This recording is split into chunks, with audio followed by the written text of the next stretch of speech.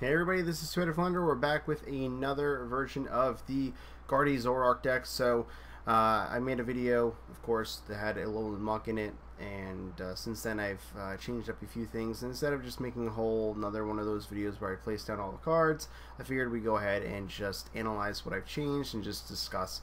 Because if you really want to know what the deck does, you can go watch the other video. But for this one, we'll just mainly focus on the cards and then the new ones we added. So this is what the old deck list looked like. We had the Lone Mucks, and we had 3 choice band. Of course, we cut it down to 2 just to make room for a little bit of extra techable stuff. And yeah, so let's talk about this. So still a 4-1-3 Guardy line. Guardy is a very powerful attacker, but Zoroark is a lot easier to get out. So we have a less of a line of Gardevoir, more of a line of Zoroark due to that, but also because trade is a wonderful ability that's going to allow us to draw into cards that we want. Of course, we have 2 Lele's, and for the new additions, so we have the copy of Dunsparce. I did notice when playtesting, because of a lack of fan club or other ways to just get out basic Pokemon, we are actually pretty limited in this deck. So if you are thinking about a copy of fan club, I'd probably drop like Diantha, maybe the copy of Copycat. Not entirely sure. But we did add Dunsparce. So what Dunsparce is essentially a Bridget, but in an attack. So strike and run, search your deck for 3 basic Pokemon and put them onto your bench. If you did, you may switch Dunsparce with one of your bench Pokemon. It's a great way to keep Dunsparce alive. However, you're probably going to leave this in the active. If it gets knocked out, it gets knocked out. It has a 1 retreat cost, so even if you want to retreat it, you're good to go. And then Sudden Flash, flip a coin. If heads, your opponent's active is now paralyzed, and it does 10 damage. So it's just really there for the strike and run. Get those basic Pokemon into play. You want to establish as many Zorua and Ralts as possible.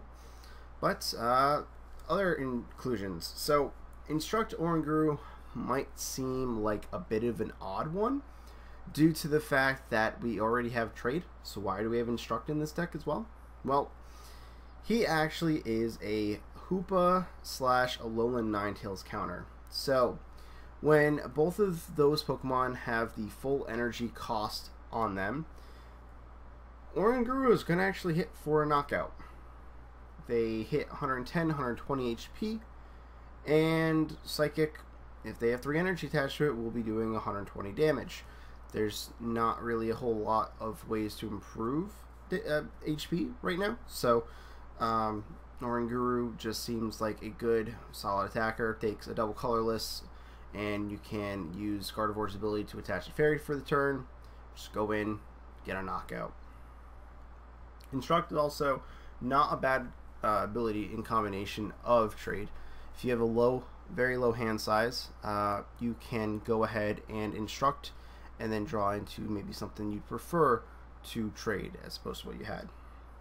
And then we have the copy of Hoopa. I know this one might seem a little weird, but I think this has some potential. So it's a great basic attacker that's non-GX, which means you again can attack Hoopa or Alolan Ninetales. This is going to be a little bit tougher because you're going to be trading blows, whoever gets the first knockout, all this other stuff, but Hoopa is very annoying. People may not expect to see it coming at all. And I think what is perfect here is the unit energy being Fairy, Dark, and Fighting. This actually allows us to be either a Fairy energy if we want to attach to Guardy, if we need the Fairy energy, but also it counts as the Dark energy for Hoopa, and then all we have to do is attach a double colorless or Secret Spring twice in the turn, and Hoopa's ready to go. So I think that this is a really cool inclusion, as well as giving us an extra energy in the deck.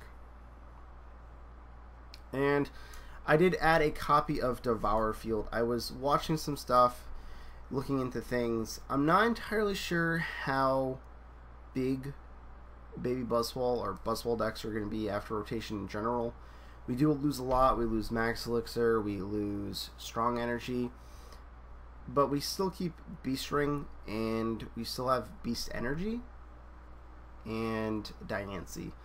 So Buzzwall is still really strong, and there is a possibility that it'll continue to be strong, seeing how people are going to be playing Zoroark pretty heavily, I believe, in the new format, due to the fact that we have only so many supporters, and it's a great way to draw. And of course, the only other thing that would possibly be there for you to draw cards is Zoroark-Guru. So you know, it seems like Zoroark's a no-brainer. So with a full bench and Devour Field in play, you'll actually hit the magical 130 and take a knockout on the Baby Buzz with the Zoroark if you really want to. Of course, this is not as good as in something like a deck that happens to have weakness policy, because then Zoroark doesn't take the super effective damage on the next turn. But sometimes you gotta do what you gotta do. It's just kind of an to include an extra card. At the very least, Choice Band and Devour Field together will add up to an extra 40. So you can hit for 160. So oh, there's that. You can definitely swap out Devour Field for Fan Club. You could swap it out for another Fairy Energy. You could swap a lot of these cards around. I was just play testing and just looking at these. Hoopa's not even necessary. Honestly, if you really wanted to, you could have it look like this. And as you can see, we've added a few things, took out a few things. We took out the Hoopa, took out the Devour Field. We took out the Unit Energy. We added another Fairy Energy, just so there's 7 in the deck, a little bit more consistent. We added a 4th rare Candy, which could be making it easier for you to draw them together and get Guardian to play. And then also we threw in Pokemon Fan Club, just because if you wanted to, in conjunction with Dunsparce, have set up a full bench. So there are a lot of options. There's a lot of wiggle room here. If you want to include another Choice Band, go for it. I just think that the damage output is good on its own. I think that Oranguru is actually probably one of the better Hoopa, Alola, Ninetales counters we have at the moment, just due to the fact that it gets clean one-shots if they have full energy attached to them.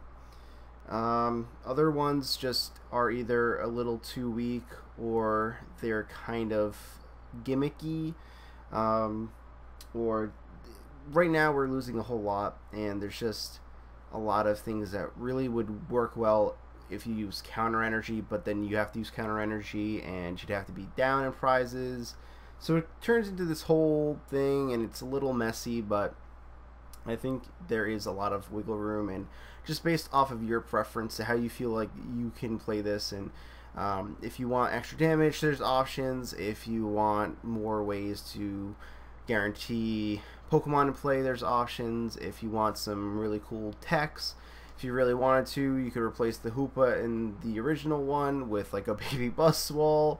When your opponent goes down to 4 prizes, you come in and then you swing on a Zoroark really hard, and they might have to try and knock you out, and if they can't, then you hit for another 120, right? So yeah, there's definitely options, and I think that's the point here. But I think mainly Guardy is going to be great due to the fact that Rayquaza and Ultra Necrozma are weak to it, as well as the fact that a lot of Pokemon need energy to attack. So just having to play energy means Guardy does a lot of damage. So there is some strong possibilities. But if Guardy becomes too big, Metal could become a thing. And then if Metal becomes a thing, we might see some fire decks, and that means we might see some water decks. And I'm really hoping for a cool kind of circle where everybody can play their own decks that they actually want to play, as opposed to the top 3 decks in the format. So I'm looking very forward to this, and that's just my take on the deck, a little bit of an extra. Thank you guys so much for watching. I hope you all enjoyed. If you did, stick around for more in the near future. Until then, I will see you all next time.